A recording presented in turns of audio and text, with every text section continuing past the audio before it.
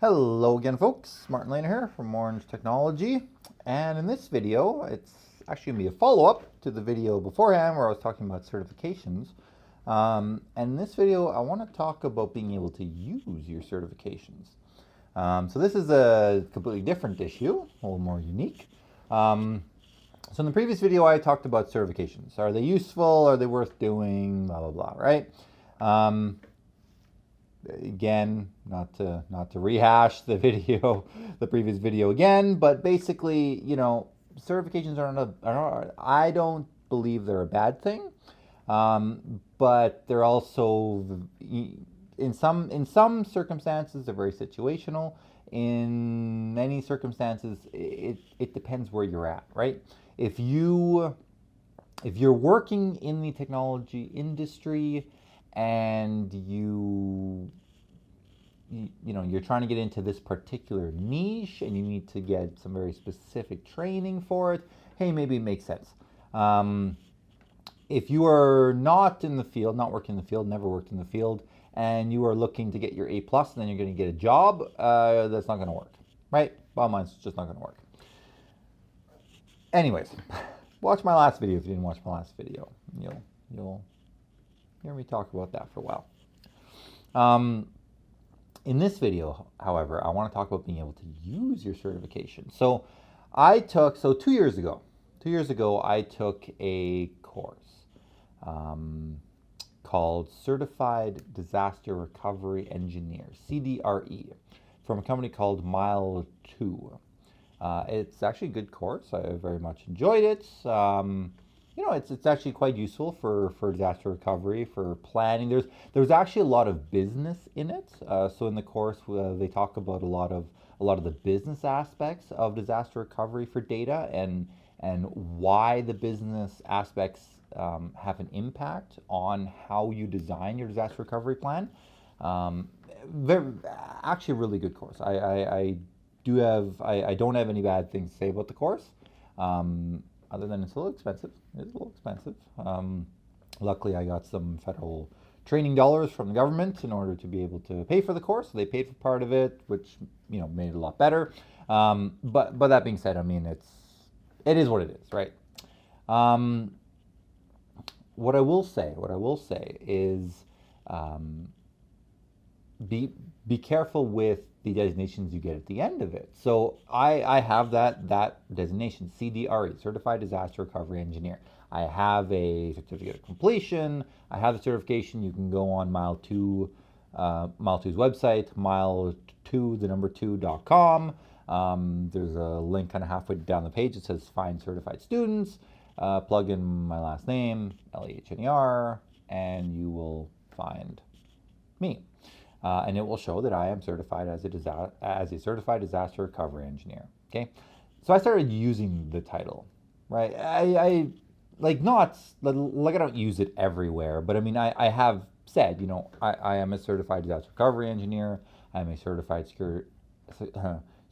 information systems security officer, CISO. That's another Mile 2 certification that I've taken. I've just used these in passing when situations have arisen where it made sense to use them. And it was interesting because I got a cease and desist request from the Association of Professional Engineers of the Yukon. So that's the area where I live. And it was interesting because they said you can't use the term engineer, right? Because you're misrepresenting yourself as a professional engineer. So the association, the professional engineering associations have basically a copyright, a trademark on the term P.ENG, professional engineer, right? So if you see somebody's name and there's a P.ENG at the end of it, it means they are a member of the Association of Professional Engineers. That is a regulatory body. They actually have legislation, so it's an act that enables them to be able to run this licensed profession, right? And there's laws within this act and regulations about being a professional engineer. It's not a joke, right? Like, these are people that build bridges, they They deal with infrastructure. They deal with things that if they don't know what they're doing, it can kill people, right? So it makes sense to have them as a certifying body, as a licensed profession, right? So they have this licensed profession, and they argued that I'm not allowed to use the term engineer. Now that's interesting because they don't actually, as far as I can tell, as far as I could tell, they did not have a copyright on the word engineer. The word engineer is just, it's a term in the dictionary, right? It's like, it's actually like accountant, right? You can call yourself an accountant. You can't call yourself a chartered accountant. That is a licensed profession, a CA, C.A. That you can't do. But I mean, again, there's no copyright on the word engineer, just like there's no copyright on the word, you know, plumber. There's no copyright on the word builder, right? If you want to build building, or constructing, maybe not build a building, but construct things, make a deck or something like that. These are not copyrighted terms, right? Again, nurse. You can be a nurse without being a registered nurse, an RN, right? Because an RN is a licensed profession. LPN, licensed practical nurse, also licensed profession. But I mean, you can be a nurse in a seniors facility, right? Where you just take care of, seniors or disabled people, and you can call yourself a nurse. There's nothing that says you can't. So anyways, they sent this cease and desist letter and said, I can't use this term because I'm not a registered member of the association. If I qualify, I should register. Okay. So I said, oh, hey, I have no problem with that. I'm not trying to represent that I'm a professional engineer by any means. I am not a professional engineer. I do not have the education required for it. I do not have the university degree for it. I've not gone through engineering school. Okay. So I am not a professional engineer. I am not trying to tell anybody I am. I'm not. So no problem. That being said, I'm just trying to get some clarity, and the person I was dealing with was actually very polite, and I was polite back.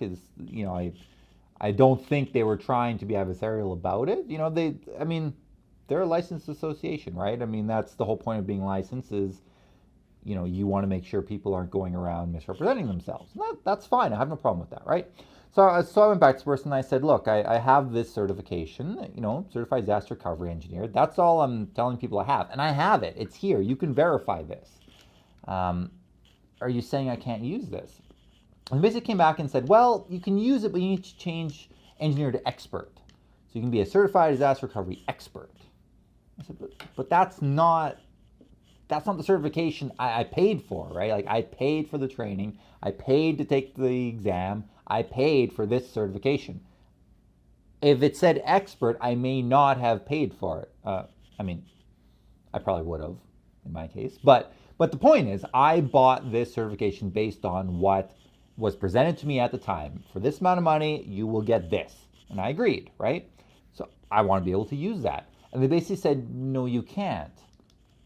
Okay, so, and this is where it gets a little funny because I have this certification, right? I have it. This is what it says. So I actually contacted the Mile 2 folks, and the Mile 2 folks said, yeah, those guys, they don't really understand, and they're just trying to strong arm you, Basically, I was actually told, tell them to screw off and go away. Interesting. I'm not sure what would happen. I mean, I understand from the association's perspective, they want to protect the term, right? They want to protect the professional engineer designation. Would they sue me over it? Maybe they would. I'm not sure, right? But again, this is one of these things with globalization, right?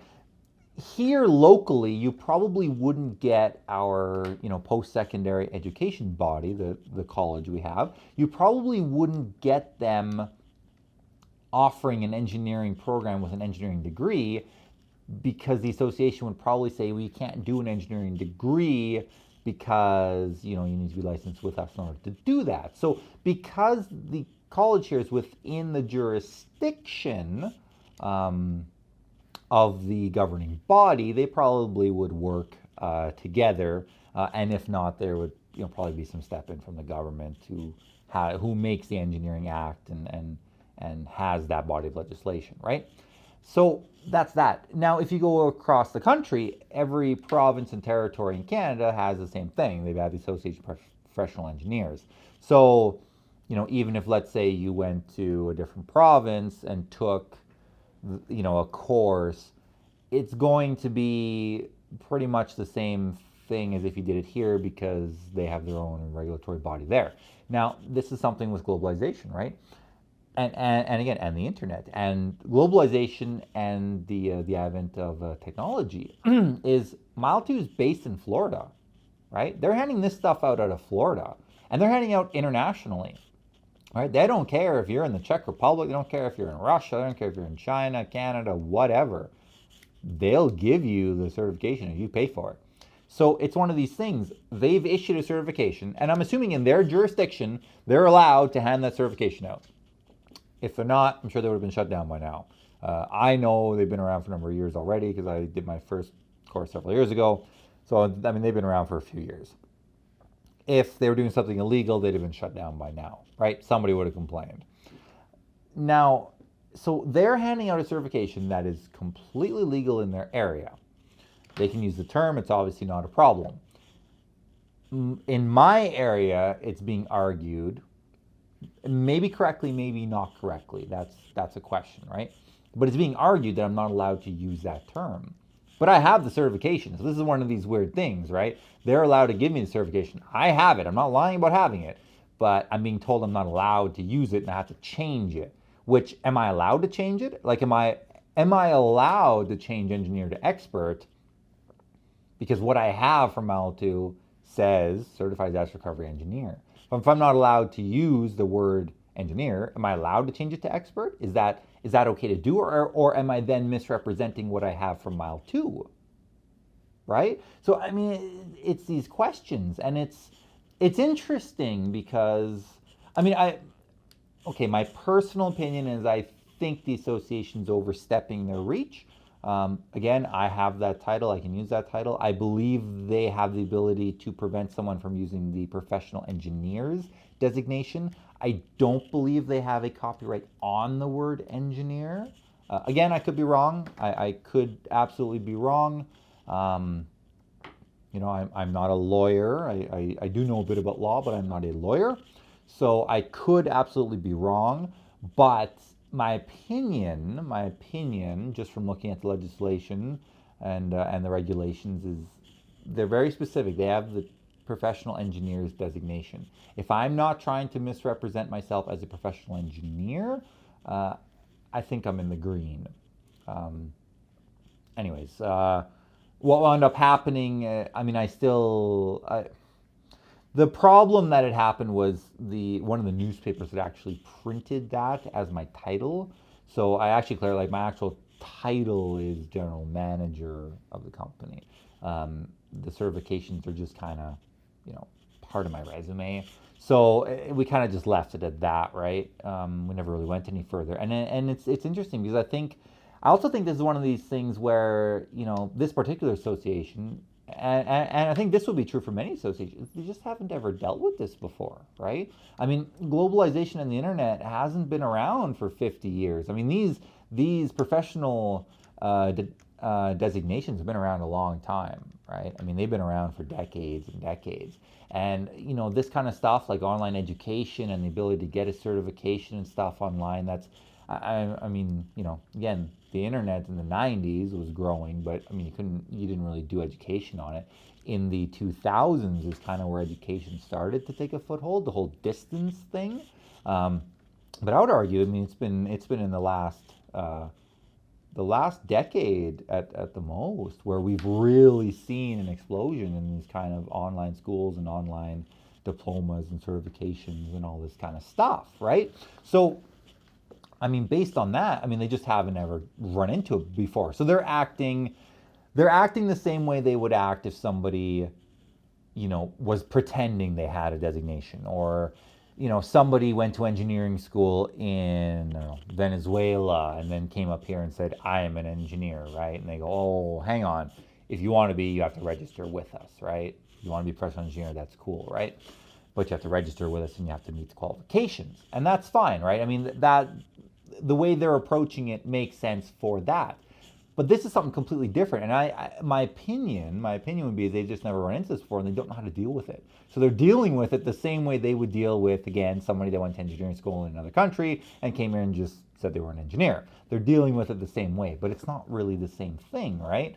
So it's interesting because I mean, if I were to think of it from the association level, I would almost create a completely separate designation for things like this, and then have people pay those membership fees to get, that specific designation. So it's not a professional engineer, just the straight PEng designation, but it's like, well, they have one. It's called a limited license, LLE, limited license engineer or something, and that's for very specific things. But I would even drill it down further, like maybe you're I don't know, maybe you're a limited technology engineer or something like that, right? Just have something different that people could apply to who don't need a general engineering designation, but they have these particular certifications where, they could license themselves, right? And I mean, that would be good for the association. They have a bigger membership.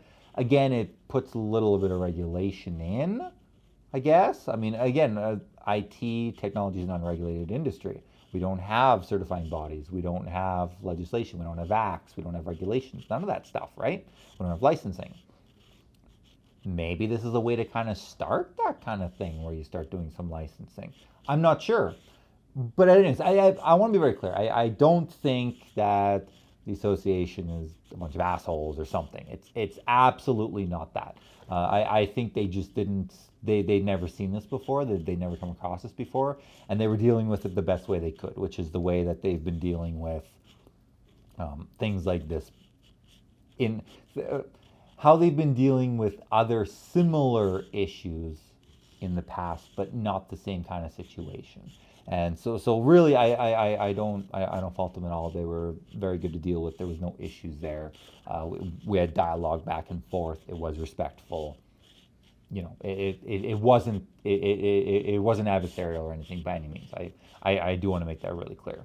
But again, that's something to think about. Is, are you allowed to use the designation that you're doing, right?